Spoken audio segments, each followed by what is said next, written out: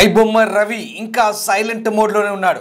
ఏమాత్రం రవి నోరు మీద పడలేదు. రవితో మాట్లాడేందుకు మీడియా ప్రతినిధులు ప్రయత్నించినా ఆయన నోరు విప్పడం లేదు.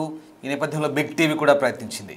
నాంపల్లి కోర్టు దగ్గర మాట్లాడేందుకు ప్రయత్నించింది big TV team.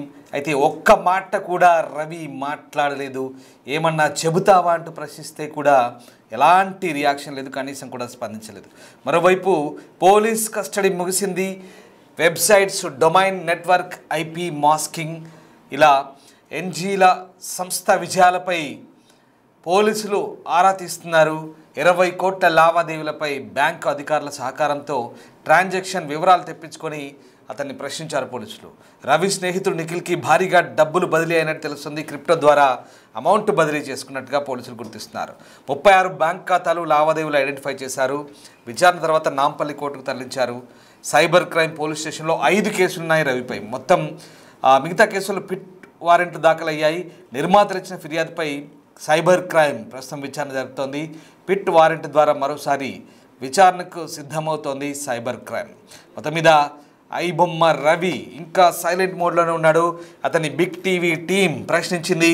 Nampally court దగ్గర బిగ్ టీవీ టీం అతన్ని మాట్లాడించే ప్రయత్నం చేసింది.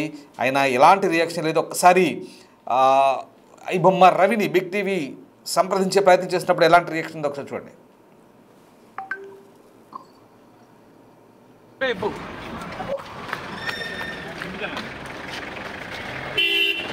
రవి ఏమని చెప్తావా? రవి ఏమైనా చెప్పాలనుకుంటున్నావా? రవి రవి ఏమైనా చెప్తావా? రవి రవి రవి ఏమైనా చెప్పాలనుకుంటున్నావా? రవి రవి ఏమని చెప్పాలనుకుంటే చెప్పు.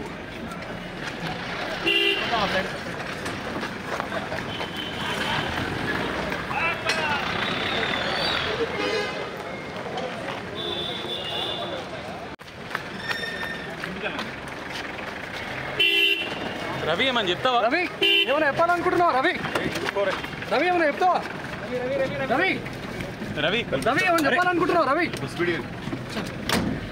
రవి ఏమని చెప్పాలనుకుంటే చెప్పు.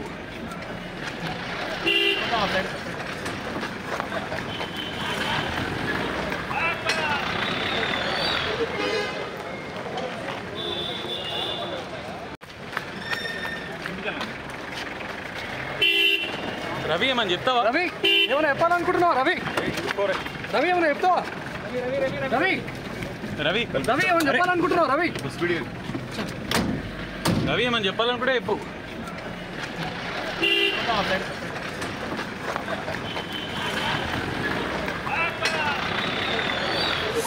ఐబొమ్మ రవి పోలీస్ కస్టడీ ముగిసింది. మరోవైపు అతని బ్యాంకు లావాదేవీలపై, ఆర్థిక లావాదేవీలపై పోలీసులు ఆరా తీస్తున్నారు. ఇప్పటికే అతని స్నేహితునికి మధ్య జరిగిన లావాదేవీలు, ఆర్థిక లావాదేవీలు, అలాగే క్రిప్టో ద్వారా జరిగినటువంటి లావాదేవీలు కూడా ఆరా తీస్తున్నారు. మొత్తం ఎన్ని అకౌంట్లు ఉన్నాయి, ఏ అకౌంట్ల ద్వారా డబ్బును బదిలీ చేశారు, లేదా ఏ అకౌంట్ ద్వారా అతనికి డబ్బు సమకూరింది, ఇవన్నీ కూడా మొత్తం లావాదేవీల గురించి పోలీసులు ఆరా తీస్తున్నారు సైబర్ క్రైమ్ టీం. మరోవైపు నిర్మాతలు ఇచ్చిన ఫిర్యాదులపై కూడా వేరువేరుగా విచారణ జరుపుతున్నారు. మొత్తం మీద ప్రస్తుతానికి ఆయన కస్టడీ ముగిసింది. సో ఓవరాల్గా ఐబొమ్మ రవికి సంబంధించి ఇంకా విచారణ అయితే కంటిన్యూ అవుతుంది. మా ప్రతినిధి సాగర్ మనతో జాయిన్ అవుతున్నారు. సాగర్, రవి కస్టడీకి సంబంధించి ఒక అప్డేట్ అయితే ఉంది. కస్టడీ ముగిసినట్టుగా చెప్తున్నారు, బట్ ఇంకా అతను నోరు తెరవట్లేదు. బహుశా మీరు అక్కడ ప్రయత్నించినప్పుడు చాలాసార్లు చాలా కన్విన్స్ చేశారు మాట్లాడమని, బట్ వి అప్రిషియేటివ్, చాలా ట్రై చేశారు, బట్ అతను ఎక్కడ నోరు తెరిచిన దాఖలాలు కనబడట్లేదు.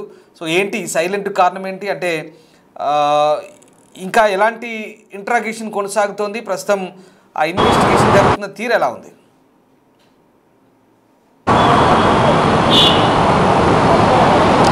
ప్రశాంత్, ఐబొమ్మ రవి సైబర్ క్రైమ్ పోలీసుల 5 రోజుల కస్టడీ విచారణ పూర్తయింది. నాంపల్లి కోర్టులో ప్రొడ్యూస్ చేశారు. అనంతరం చంచల్గూడ జైలుకు తరలించారు.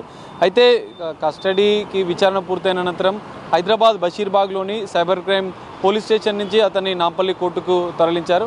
సో కోర్టులో ప్రొడ్యూస్ చేసిన అనంతరం బయటకు వచ్చిన అనంతరం కోర్టు బయట తనతో మాట్లాడించే ప్రయత్నం చేశాం. రవి ఏమైనా చెప్తావా అంటూ కూడా బిగ్ టీవీ ప్రశ్నించింది. ఎందుకంటే ఇప్పటికే ఐబొమ్మ రవి పైన కొన్ని సంచలన ఆరోపణలు వస్తున్నాయి, సంచలన విషయాలు బయటకు వస్తున్నాయి. పోలీసుల కస్టడీ విచారణలో కూడా అనేక అంశాలు వెలుగులోకి వచ్చాయి. తనకు మరోవైపు నెటిజన్ల నుంచి పెద్ద ఎత్తున మద్దతు లభిస్తుంది. ఐబొమ్మ యూజర్స్ కూడా పెద్ద ఎత్తున తనకు సపోర్ట్ చేస్తూ పెద్ద ఎత్తున కామెంట్ చేస్తున్నారు. సో ఏదైనా ఒక మాట ఏమైనా చెప్పాలనుకుంటున్నావా రవి అంటూ కూడా బిగ్ టీవీ తనను ప్రశ్నించింది. కానీ ఎలాంటి సమాధానం చెప్పలేదు. సో కస్టడీ విచారణలో కూడా తనకున్నటువంటి అంతర్జాతీయ స్థాయిలో పైరసీ ముఠాతో ఉన్న సంబంధాలపైన కూడా ఇమంది రవి నోరు మెదపలేదన్నట్లుగా కూడా తెలుస్తుంది. బెట్టింగ్ యాప్స్తో లావాదేవీల అంశంపైన కూడా ఎలాంటి సమాధానాలు చెప్పలేదన్నట్లుగా కూడా తెలుస్తుంది. కొన్ని కీలక ఆధారాలను ముందుంచి సైబర్ క్రైమ్ పోలీసులు అతన్ని ఇన్వెస్టిగేషన్ చేశారు. విచారణలో కొన్ని కీలకమైనటువంటి అంశాలపైన కూడా ఆరా తీశారు. కానీ ఇమంది రవి 2 అంశాలపైన నోరు మెదపడం లేదు, సైలెంట్గానే ఉన్నట్లుగా కూడా తెలుస్తుంది. కొన్ని ప్రశ్నలకు మాత్రం పొంతనలేని సమాధానాలు చెప్పారు. ఎందుకంటే ఇదంతా తాను ఒక్కడే చేశాను, గతంలో వెబ్సైట్ డెవలపర్గా వెబ్సైట్కి సంబంధించినటువంటి తను అనేక పనులు చేసిన నేపథ్యంలో తాను ఒక్కనే ఇదంతా డెవలప్ చేసినట్లుగా కూడా ఇమంది రవి పోలీసుల కస్టడీ విచారణలో తెలిపినట్లు కూడా తెలుస్తుంది. అయితే కొన్ని కీలక అంశాలు అయితే పోలీసుల విచారణలో, ఎందుకంటే ఇప్పటికే పోలీసుల దర్యాప్తులు అనేక అంశాలు వెలుగులోకి వచ్చాయి. ఆర్థిక లావాదేవీలు, బెట్టింగ్ యాప్స్తో ఉన్నటువంటి ప్రమోషన్ చేసిన సందర్భంలో అతనికి ఉన్నటువంటి ఆర్థిక సంబంధాలపైన కూడా కొంత సమాచారాన్ని పోలీసులు సేకరించారు. ఎందుకంటే మొదట ప్రెస్ మీట్లో ఐబొమ్మ రవికి సంబంధించినటువంటి దాదాపు 4 అకౌంట్లలో 3 కోట్ల రూపాయలకు పైగా పోలీసులు సీజ్ చేశారు. సో అందులో 20 కోట్లకు పైగా లావాదేవీలు జరిగినట్లు కూడా మొదట ప్రాథమికంగా పోలీసులు గుర్తించారు. అయితే కస్టడీ విచారణ అనంతరం కూడా మరికొన్ని కీలక అంశాలు అయితే వెలుగులోకి వస్తున్న పరిస్థితిని కూడా మనం చూస్తాం.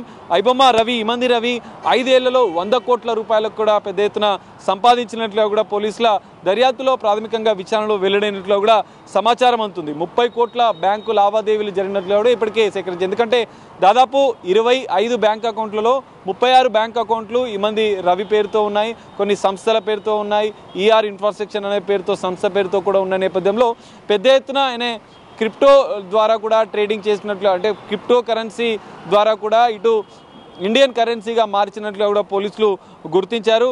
టెలిగ్రామ్ యాప్ ద్వారా పైరసీ సినిమాలను కొనుగోలుగా చేసింది. ఎందుకంటే గతంలో సైబర్ క్రైమ్ పోలీసులు దాదాపు 5 మందిని ఐబొమ్మ రవికి సహకరిస్తున్నటువంటి గతంలో అరెస్ట్ చేశారు.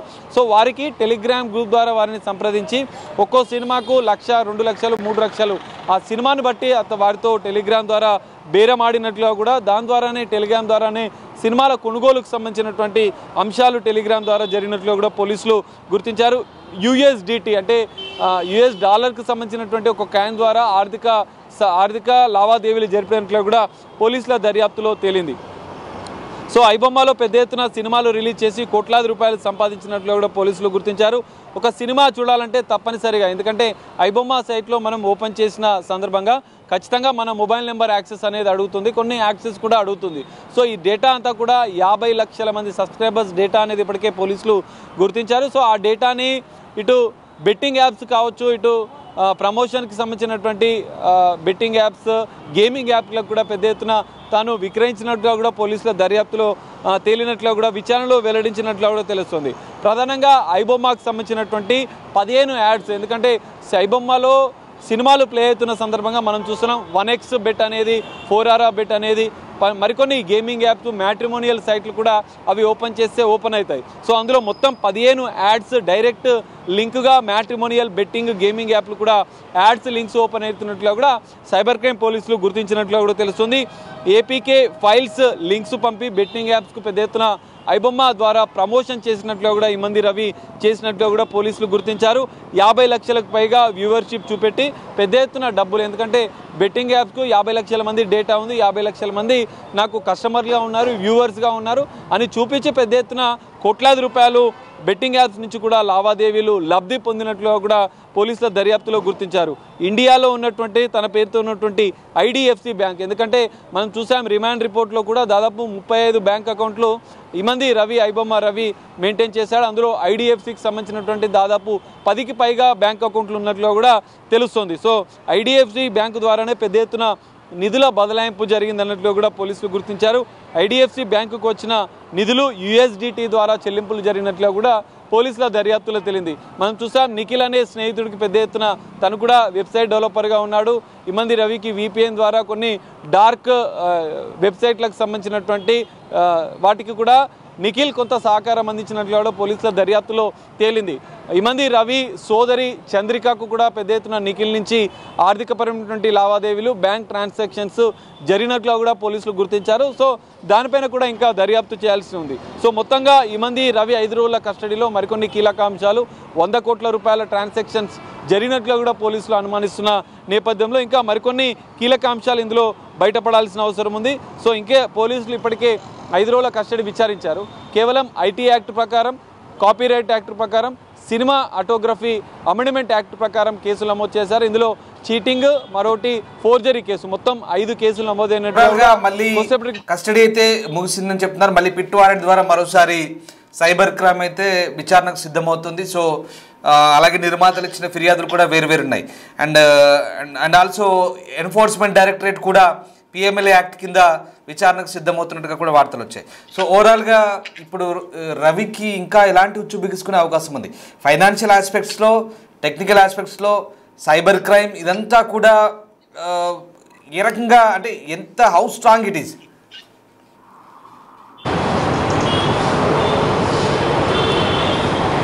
ఖచ్చితంగా. ఎందుకంటే మనం చూసాం ఇప్పటివరకు కూడా ఐబొమ్మ రవి కేసులో 14 రోజుల రిమాండ్లో ఉన్నాడు. 5 రోజులు సైబర్ క్రైమ్ పోలీసులు కస్టడీ విచారించారు.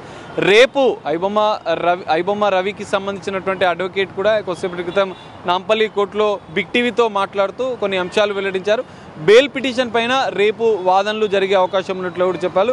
రేపు మధ్యాహ్నం ఐబొమ్మ రవికి బెయిల్ వస్తుందా రాదా అనేది రేపు తేలుతుంది. రేపు మధ్యాహ్నం వరకు కూడా ఇప్పటి వరకు నమోదు చేసినటువంటి కేసుల మీద రేపు బెయిల్ పిటిషన్ పైన వాదనలు జరుగుతాయి. ఇరుపక్షాల వాదనలు విన్న కోర్టు బెయిల్ ఇస్తుందా లేదా అనేది రేపు తేలుతుంది. ఇక్కడ మరో కీలక అంశం ఫోర్జరీ కేసు, మరికొన్ని NRAకి సంబంధించినటువంటి యాక్ట్ ప్రకారం, ఎందుకంటే ఫారెనర్స్ యాక్ట్ ప్రకారం కూడా ఐబొమ్మ రవి పైన కేసు నమోదు చేసేందుకు కూడా సైబర్ క్రైమ్ పోలీసులు సిద్ధమైనట్లు కూడా తెలుస్తుంది. సో మరో కేసులో కూడా PT వారెంట్ పైన అతన్ని అదుపులోకి తీసుకోవాలని ఇప్పటికీ కోర్టుని సైబర్ క్రైమ్ పోలీసులు కోరినట్లు కూడా తెలుస్తుంది. సో ఒకవేళ బెయిల్ వచ్చినా కూడా ఇతర కేసుల్లో ఐబొమ్మ రవిని అదుపులోకి తీసుకొని విచారించాలని కూడా పోలీసులు భావిస్తున్నారు. మరి రేపు బెయిల్ విషయంలో ఎలాంటి వాదనలు ఉంటాయనేది చూడాలి. సో మరో అంశం, మిగతా కేసుల్లో కూడా అదుపులోకి తీసుకుంటారా పోలీసులు, సైబర్ క్రైమ్ పోలీసులు? ఎందుకంటే ఇంకా మరికొన్ని కీలక అంశాలు ఇందులో దర్యాప్తులో వెలుగు చూడాల్సిన అవసరం ఉంది. ఇంకా దర్యాప్తులో మరికొన్ని విషయాలు బయటపడే అవకాశం ఉంది. అంతర్జాతీయ స్థాయిలో తనకు అమెరికా, దుబాయ్, మరికొన్ని దేశాల్లో సర్వర్లను పెట్టి ఈ బెట్టింగ్ యాప్స్ను ప్రమోట్ చేస్తూ ఐబొమ్మకు సంబంధించినటువంటి పైరసీ రాకెట్ని నిర్వహించినటువంటి ఇమంది రవి అంతర్జాతీయ బ్యాంకుల నుంచి, ఎందుకంటే తనకు NRI అకౌంట్ ఉంది, NRE అకౌంట్ ఉంది. సో బెట్టింగ్ యాప్ ద్వారా ఎన్ని కోట్ల రూపాయల ట్రాన్సాక్షన్ జరిగింది. సో విదేశాల్లో సర్వర్లను పెట్టి మెయింటైన్ చేస్తున్న నేపథ్యంలో అక్కడ ఇతనికి సహకరిస్తున్నటువంటి ఏజెంట్స్ ఎవరు, ప్రతినిధులు ఎవరు, ఈ అంశం ఇక్కడ తెలుగు రాష్ట్రాల్లో ఇంకా ఎవరెవరు ఐబొమ్మ రవికి సహకరించారు, ఈ 3 అంశాలపైన ఇంకా పూర్తిస్థాయి దర్యాప్తు జరగాల్సిన నేపథ్యంలో మరికొన్ని కేసుల్లో కూడా PT వారెంట్ పైన సైబర్ క్రైమ్ పోలీసులు అదుపులోకి తీసుకొని విచారించాలని భావిస్తున్నారు. మరి రేపు బెయిల్ పిటిషన్ పైన ఎలాంటి వాదనలు ఉంటాయి, బెయిల్ పైన ఇమంది రవికి బెయిల్ వస్తుందా రాదా, కోర్టు ఎలాంటి డిసిషన్ తీసుకుంటున్నది రేపు తెలుస్తుంది. అనంతరం కూడా సైబర్ క్రైమ్ పోలీసులు ఎలాంటి కేసులు నమోదు చేశారు, ఎందుకంటే ఇప్పటికే తెలంగాణ సంబంధించినటువంటి Telugu film chamber of commerce కూడా ఇచ్చిన ఫిర్యాదుల నేపథ్యంలోనే ఈ కేసులు నమోదు చేస్తారు. ఇప్పటికే నిర్మాతలు మోసపోయామని చెప్పి కేసులు నమోదు చేస్తున్న నేపథ్యంలో ఇవన్నీ అంశాలపైన ఎలాంటి పరిణామాలు ఉంటాయనేది మాత్రం ఐబొమ్మ రవి నోరు మెదపడం లేదు, చాలా సైలెంట్గా కామ్గా ఉంటున్నాడు. మరి పోలీసుల విచారణకు ఎలా సహకరిస్తున్నాడు, పోలీసులు అతన్ని ఎలా విచారిస్తున్నారు, అతని ఆర్థిక లావాదేవీలు, అతని సైబర్ క్రైమ్, ఇవన్నీ కూడా ఓవరాల్గా విచారణ క్రమం ఎలా జరుగుతుంది అనేది ఇప్పుడు ఇంట్రెస్టింగ్గా మారుతోంది. ఎందుకంటే కస్టడీ అయితే ముగిసింది, మళ్ళీ పోలీసులు మరొకసారి విచారణకు సిద్ధమవుతున్నారు. చాలామంది నిర్మాతల ఫిర్యాదులు ఉన్నాయి. చాలా పెద్ద వ్యవహారం ఇది. చాలామంది అసలు సినిమా ఇండస్ట్రీని షేక్ చేసిన ఐబొమ్మ డొమైన్ ఏదైతే ఉందో, అలాగే బప్పం వెబ్సైట్, రకరకాలు ఉన్నాయి, 1 కాదు 2 కాదు. విదేశాల్లో ఉండి ఒక ఆట ఆడిచ్చాడు. కానీ అనూహ్యంగా అతను దొరికిన తర్వాత చాలామంది ఆయన కొంతమంది సపోర్ట్ చేస్తున్నారు, అంటే కామన్ పబ్లిక్. ఎందుకంటే ఈ టికెట్ల రేట్ల విషయంలో సరే అతన్ని సమర్థనీయం కాదు అతను చేసిన పని, అతను ఒక సైబర్ క్రిమినల్. సో కానీ ఇక్కడ భిన్నాభిప్రాయాలు వ్యక్తమవుతున్నాయి. టికెట్ల రేట్లు పెట్టి అడగోలుగా ప్రజలను దోచుకుంటున్న దానికంటే ఇతను చేసిన తప్పేంటి అంటూ భిన్నాభిప్రాయాలు వ్యక్తం. అదొక కోణం అయితే సైబర్ క్రిమినల్గా ఉన్నటువంటి ఈ సోకాల్డ్ క్రిమినల్ని ప్రస్తుతం అతని ఆర్థిక లావాదేవీల గురించి ఈడీ కూడా విచారించేది సిద్ధమవుతుంది. పోలీసులు విచారిస్తున్నారు. అసలు పోలీసులే ఆశ్చర్యపోయే విధంగా ఉంది ఆయన టెక్నాలజీని ఎట్లకంగా వినియోగించుకొని ఎంత దుర్వినియోగం చేశాడో, ఎన్ని నేరాలకు పాల్పడ్డాడో, ఎంత నష్టపరిచాడు ఇండస్ట్రీకి అనేది ఒక ఆస్పెక్ట్. సో ఆ కోణంలో ప్రస్తుతం పోలీసులు అయితే మరోసారి విచారణ సిద్ధమవుతున్నారు. ఇలాంటి నేరాలు ఇంకోటి చేయకుండా మళ్ళీ ఖచ్చితంగా దీనికి సంబంధించిన మూలాలు కనుగొనేందుకే పోలీసులు అన్ని విధాల లోతైన దర్యాప్తు జరుపుతున్నట్టు తెలుసు. ఒకసారి ఈ ఘటనకు సంబంధించి విచారణ జరుగుతున్న తీరు సైబర్ ఏ రకంగా కొనసాగుతుంది, పోలీసులు ఒకసారి స్పందించారు, చూద్దాం. ఇవాళ ఐబొమ్మ కేసులో సైబర్ క్రైమ్స్ వాళ్ళు 5 రోజుల పోలీస్ కస్టడీ తర్వాత రవిని కోర్టు ముందర ప్రొడ్యూస్ చేసినారు. జడ్జి గారు ఇమ్మంది రవిని మళ్ళీ జ్యుడిషియల్ కస్టడీకి చెంచల్గూడ జైలుకి పంపించడం జరిగింది. మా బెయిల్ అప్లికేషన్ ఏదైతే మేము ఫైల్ చేసినామో అది పీపీఆర్ కౌంటర్ వేయలేదు కాబట్టి రేపు అంటే 25వ తారీఖుకి కౌంటర్ అండ్ హీరింగ్కి రేపు వేసినారు. తనని 28వ తారీఖుకి మళ్ళీ ప్రొడ్యూస్ చేయమని ఆర్డర్ ఇచ్చినారు. పీటీ వారెంట్స్ ఇంకా అయ్యలేదండి. మాకు మాత్రం ఒక్క కేసులో నోటీస్ ఇచ్చినారు, ఒక్క కేసులో తీసుకుంటున్నామని. మేము కోర్టు వారికి దృష్టికి తీసుకొచ్చినాము. వాళ్ళు ఉద్దేశపూర్వకంగా 4 కేసులున్నా కూడా ఒకటే కేసులో అరెస్ట్ చేసి ఒకటే కేసులో పీటీ వారెంట్ ఇచ్చినారు. మిగతా అన్నింటిలో కూడా డీమ్డ్ కస్టడీ తీసుకోవాలని మేము కోర్టు వారిని కోరినాము. కోర్టు వారు దాన్ని పరిగణలోకి తీసుకుంటా అన్నారు. కాపీరైట్ యాక్ట్ కాకుండా ఇంకే ఏ కేసులు నమోదు చేశారు మీకు? అన్ని కేసులలో అన్ని క్రైమ్స్లలో 5 క్రైమ్స్లలో కాపీరైట్ యాక్ట్, బిఎన్ఎస్ భారతీయ న్యాయ సంహిత దాని కింద and cinematography act and IT act provisions కింద బుక్ చేసినారు. లేదండి ఆయన ఒరిజినల్లీ ఇండియన్ సిటిజన్. ఇప్పుడు ఆయనకు సిటిజన్షిప్ లేదు కానీ ఆయన still he votes in the OCI card ఉంది. He does not need any visa to come to India. OCI card ఉన్నంత కాలం తను ఇండియాకి రావచ్చు, వెళ్ళొచ్చు.